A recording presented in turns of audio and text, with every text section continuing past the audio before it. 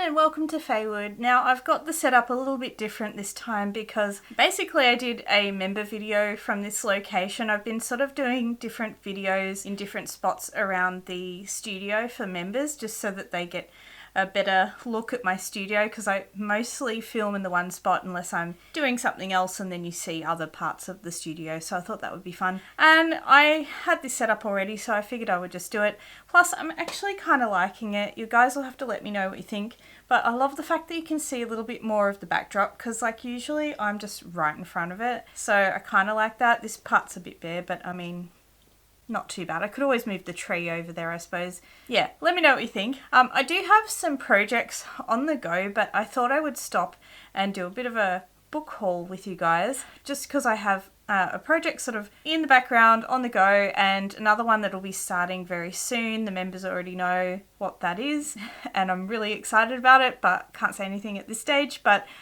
anyway, I thought rather than start something else and so that I have maybe a video for you guys in the meantime, I thought we would do this because I have a few books here. Some of them have been so kindly gifted by Rachel. Thank you so much. She spoils me crazy and it's amazing. And then there's some books that I wanted to buy myself, and some near and dear to me and some I just love and want to share with you. It's not like I have a million books here, but the way I'm saying it is like I've got this big stack of books. I mean, I do have a few, I guess, but some of them are small little ones. So anyway, without further ado, I'll share some of these books with you, and then I'll show you inside the books as well, so that you can have a look and see if it's maybe something you're interested in or what have you. So I will start with the books that were kindly gifted to me, and those are the handbooks, the Faerie Handbook.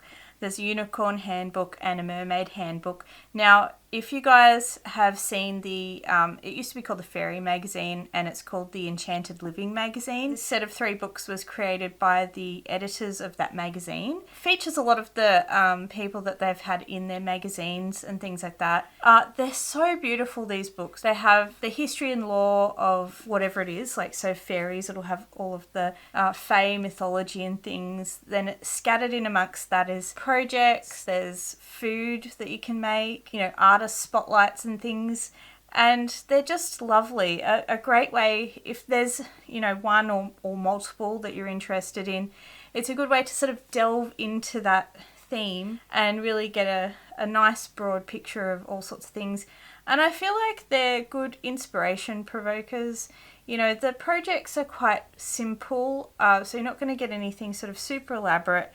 From what I could see, I have had a flick through all of them. Haven't actually tried the projects, to be fair, but they did look like simple projects, which is good. They're accessible then. It's not anything too difficult. I'm looking forward to doing the cooking, and I don't think I've shared this on my main channel, but I have with the members, is I'm on another exclusion diet to try and get well. It seems to be working, so fingers crossed, but it does mean my cooking channel has been a little bit on hold because I can't eat any of the stuff, so not sure what's going to happen there. I mean, it's not, I'll be able to eat things eventually, so it's not going to go away. But anyway, eventually I hope to use these on that channel and try some of the cooking stuff as well. The Seelie and Unseelie courts. So Seelie court is the more friendly fairies, and you know, I think in Celtic mythology or Celtic belief, because like they actually fully believed in the Fae. You know, it wasn't a matter of are they real or not, or it wasn't a fairy story at the time. Like we're talking way back when they fully believed in the Fae. You know, you had your Seelie and Unseelie court, the Seelie being friendly or just not so malevolent, but then you had the Unseelie courts, and they really didn't care for humans at all and could be a bit malevolent and a bit darker and maybe dangerous as well. Reality is the Fae, as far as Celtic mythology went, were pretty dangerous anyway. You didn't mess with them. These are pretty cute, the little fairy houses. And they've got some things about making your own fairy furniture. That's super cute. I love the idea of that. I've seen some people creating like little fairy gardens where they put little houses and furniture and things out in their garden and just make this little area that, yeah, looks like a little fairy lives there, or even a little collection of fairies maybe. And it's just so cute. I love these chairs. That's great. Very, very cute. I used to love pressing flowers, and I haven't done it for years and years, but I do love the look of pressed flowers on things. It's very pretty. I love this image here, and I actually went down a bit of a rabbit hole trying to find a book by this artist, Jean-Baptiste Monge. Couldn't find one. I think there was one that was started by a Kickstarter thing and doesn't exist anymore. At least I couldn't find it. If anyone knows where to get a book with these fairy images in them, I would love it. I just think it's gorgeous. Oh, this was another rabbit hole. I have a lot of rabbit holes. I did go looking for a book on these fairy couture dresses. I couldn't find it at the time. I can't remember the name of this artist either, but a French artist. I don't think it says on here, but I did find the artist, but I couldn't find a book. Oh, Miss Clara, that's who it was. They've got it here. They didn't say her name before. Yeah, so she does these little paper craft things for fairies. I love them so much. I would, again, love a book that had all of the fairy clothes and shoes in it, and I couldn't find one. I don't know if you guys know if there is a book, but if you do, let me know, because I was searching and I haven't found one yet, but I might go searching again because I just think they're so stinking cute. Pendragon, I think I follow them on Facebook, and I love the shoes. I would love some of the shoes. They are on the pricey side because they're handmade, of course, but wouldn't they be so cool though? Oh yeah, flower crown was another thing I thought about doing on the channel, which I haven't done anything like that, I don't think. But yeah, if that is something you guys would be into, let me know. I love these old school fairy images.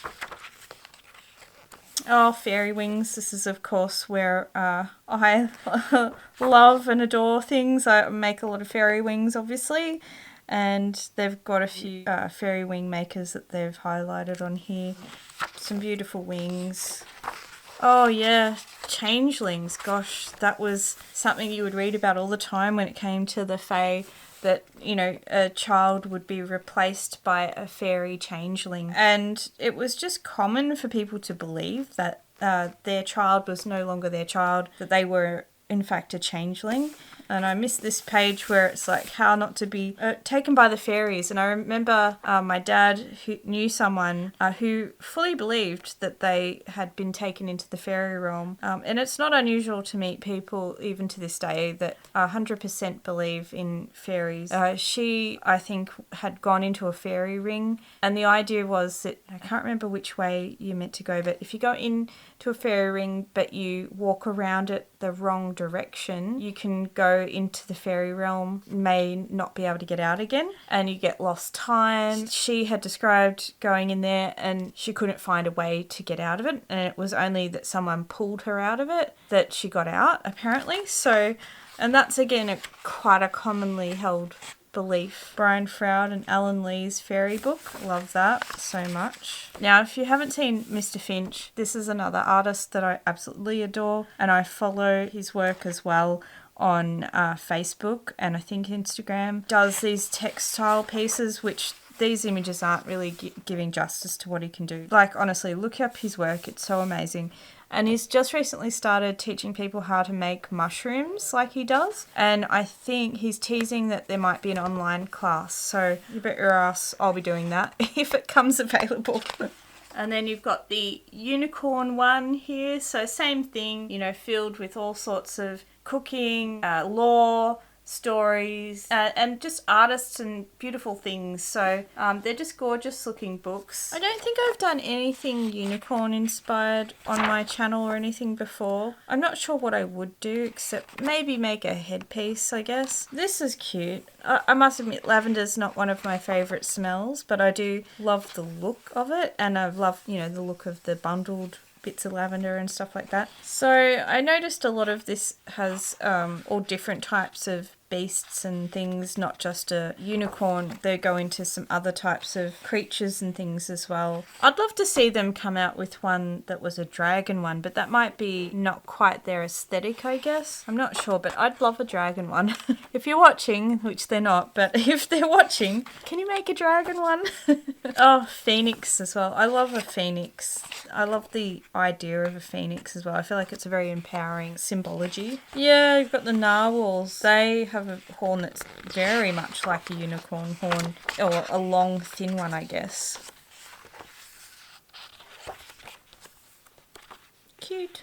Oh, that's a cool perfume bottle. I don't know if you guys can see that one. I think I read they were saying that was an Anna Sui one. And I've seen other different perfumes that have like fairies on them and stuff. I gotta say, it makes me want to buy the perfumes just for the bottle. I'd love my hair to look like that. That would be so cool, but so hard to do. At the moment, my hair, I don't know that I can dye my hair because I'm on an exclusion diet that extends to makeup products and other products and things like that. So I need to ask my dietitian if I'm allowed to colour my hair because it's going to look a bit rough by the end of it, I think. Oh, I believe that's the Wondersmith. I follow her as well.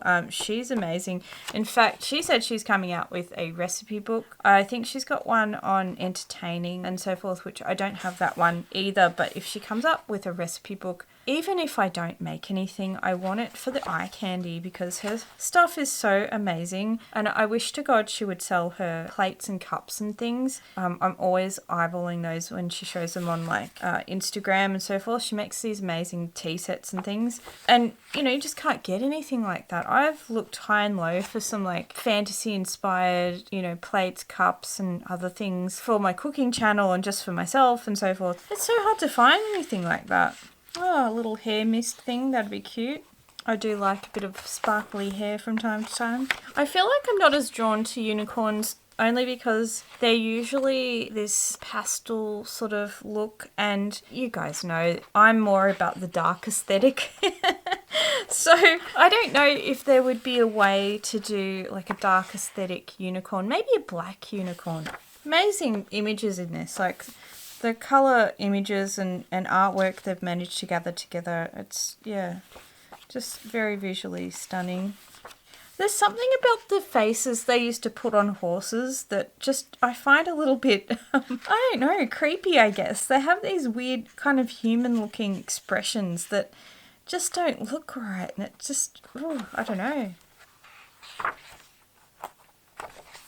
Now, I feel like I could get on board with the unicorn outfit like this, like where it's some sort of headpiece with the horn or something like that. That's pretty cool. And I do have a soft spot for these cute little unicorns as well. Oh, they're so sweet. This looks so nice. I'm going to have to make some stuff like this. Like, look at that. I really would love to do some tablescaping type stuff as well. That would be amazing. And then this mermaid one, which again, just a beautiful book filled with all sorts of wonderful things. History of mermaids in film and television, they've got stuff like that. They've got, you know, the people that dress up as mermaids with those amazing fins and so forth, and then food and some projects and things as well, which I absolutely love. I've got this thing for like the dark mermaid. I don't know if I've sort of chatted about it that much, but I used to love some of the imagery of mermaids that was, I guess I'm always drawn to a little bit of the dark fae side. Not your child's fairy stories, not your child's mermaid stories. It's this sort of adult version, I think, is what I'm maybe talking about, I guess. It's hard to sort of conceptualize because like when I say dark, people might automatically go to evil or monstrous or something like that, but it's not that at all. It's something else. So they talk a bit about like mermaid hair and mermaid fashion and things like that. Like obviously mermaids are definitely known for their hair. That's a big part of them. Also, I'm going to apologise now if you hear my cat scratching or meowing at the door because honestly Binks is being a pain today and I don't know why he's obsessed with trying to get into certain doors. It's not even into this door necessarily. There's another room that he was like trying to get into for no apparent apparent reason. And I tried to keep him occupied with other things and he wasn't having it, so I don't know. Oh, I feel like Binks always in some way makes an appearance in my videos. So yeah, they've got a few little projects in this one, you know, doing mermaid hair, and you've got the sort of mermaid sparkles and things, and then making a hair comb, which is really cute. I did think about doing a project from here with you guys. Definitely let me know if you'd be interested in that. I would love to do something mermaid inspired anyway, so I just feel like it might just be more of a let's get inspired by this and make something mermaidy. Not sure if I'd wear the shells as a bra, but it's an interesting look. I love her bag. I'm not sure if the detail is going to be really obvious from there, but just lots of shells and very natural looking, like she's just plucked it out of the sea. I remember Splash so much, and that movie honestly made me want to be a mermaid. Because I felt like her tail looked so real, and they talked about how they made it realistic looking. I was reading through some of this article and it was just really interesting that ways that they went about trying to get this realistic looking fin. I feel like it paid off. I think it, at least I'll have to watch it again because I'm not sure if it still holds up, but at the time I thought it looked realistic. I know when I was young my auntie used to think like call me a mermaid because I would just never surface out of the water. I would just be diving under all the time. But I feel like as I've gotten older, and maybe as an ex-smoker, I'm not sure, but I struggle to dive under the water like I used to. I get out of breath pretty quickly these days. I love this, by the way, this hairpiece. I think I would love to make something so big and grand like that one day. No idea where I would wear it to, but I just love the idea of it.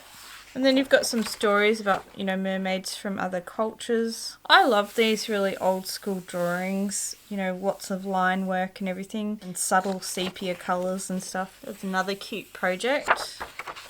Yeah, I know, I always hear about the story that a lot of the stories about mermaids are people mistaking manatees for a mermaid. I've never quite understood that because how do they look anything the same? Honestly, don't understand that at all, but they've got that tail, I guess, going, the mermaid basic sort of shape of a tail that you think of, but other than that, I don't get that. Little known fact about me is I used to collect shells, like, I'm talking I was obsessed with it for a little while. I had books about shells. Anytime I went to the beach, I wasn't about swimming, I was about shell collecting. I did have to get rid of my shells some time ago, I don't know, during some move. I think I just downsized my shells and I have barely any shells anymore, which I'm kind of sad about. I do miss having the shells and everything. This is a project I would love to try on my other channel, is this edible glass candy. I love that because it totally looks like sea glass. It's very cool. Thank you again to Rachel for those books. I absolutely love them. I'm sure they will inspire me no end to do all sorts of projects and things. So expect to see them pop up here and there, I think, as inspiration for things. Now, some books that are near and dear to my heart are these Flower Fairy books by Cicely Mary Baker.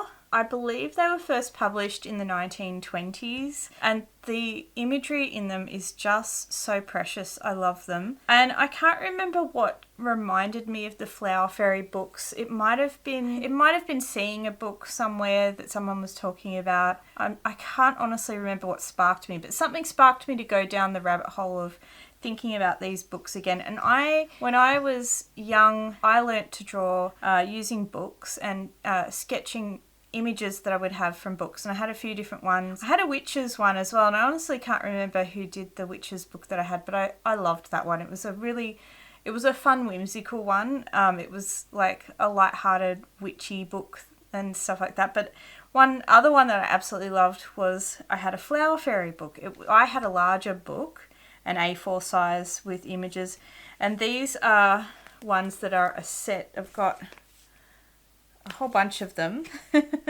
So, you know, you've got the ones for the seasons. You've got the winter, spring, summer, and I believe I also have autumn. Yeah, I do.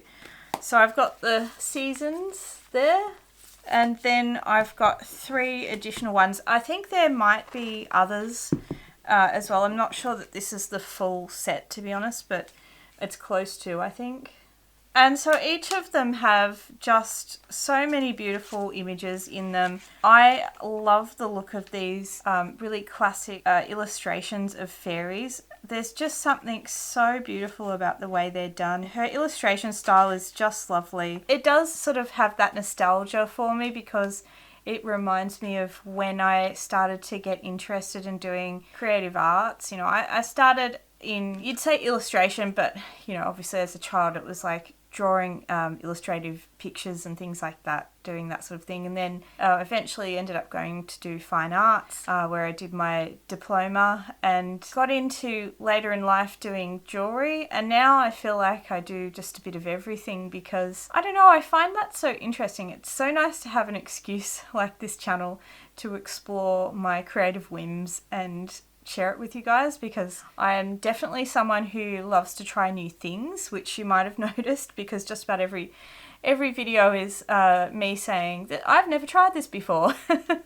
That's definitely a theme. So it's so nice to sort of go back to the roots of like what kind of got me started. Another big one, you know, obviously I talk about Brian Froud all the time, and I think that's because when I was young, my dad introduced me to Brian Froud's work, and instantly I was mesmerised. I would always be looking through, we had the Fairies book, and I would always be looking through that and sketching things out of it. And yeah, down the track ended up buying a whole bunch of his books, which I don't have all of his books, to be honest, and that's something I'd love to finish my collection of his books eventually.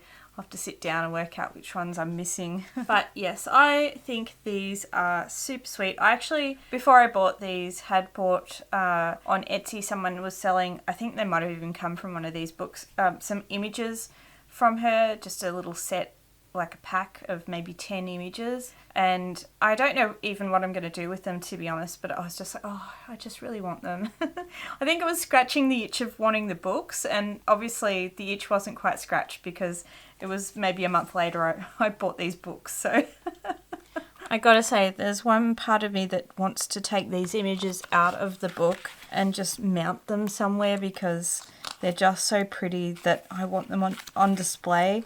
But, you know, I don't want to wreck the book either, so I do have those ones that I bought separately, and I might end up mounting those somehow. I'm not sure what I'm going to do with them, but I feel like I would love to have some of her work actually mounted and put on the wall somewhere. They're so beautiful though, aren't they? They're so adorable. And there's so many images. She must have just been prolific in doing illustrations. Just amazing. Just noticed that some of the images in some of these books aren't as clear as others. Like in this one, there's a few images that you can tell because of the text in them that it's just a little blurry. So just thought I'd mention that. But look, I still love it, and they're not all like that. And either way, I don't know. Personally happy with my purchase. And then the last book is this one. I have been wanting to get my hands on this for some time. It's Fairies of the Faultlines by Iris Compiet. I think that's how you pronounce her name. If anyone knows, let me know, because I keep saying her name 5 different ways and hoping that one of them's right. But anyway, I really love her work, and her work reminds me so much of Brian Froud's work. And she has done illustrations for books to do with the Labyrinth and Dark Crystal and things before. So when you look at her work, you can see why, because it really honestly could be Brian Froud. You know, you could tell me it was Brian Froud and I honestly wouldn't be able to tell is how much I feel like it's similar in style. I would love to get any other books that she does. This came out some time ago. I can't remember how long. It wasn't like ages and ages ago. It was maybe a year ago or something like that. But anyway, when it came out, it was sold out and I couldn't get my hands on it at that time. Then I sort of forgot about it for a little while, if I'm honest, and then was looking on Amazon and saw it come up again for sale and was like, oh, yes, okay, I'm going to get this book because I've been wanting this forever. So I'm so happy to get my hands on it. I follow her on Instagram as well. I just love seeing what she does. She does sculptures as well, I've seen. Beautiful work. I adore it. So I am very happy to have this book as well. I really like her work and Brian Froud's work because there's a looseness about that, about their work. And I think I remember Brian Froud actually talking about that fact that, you know, he doesn't want his work to be too overly polished because it sort of loses something at that point, like it loses its magic. And I just totally agree. Like, there are some artists that are absolutely brilliant and their work is like technically amazing, but their style is just not as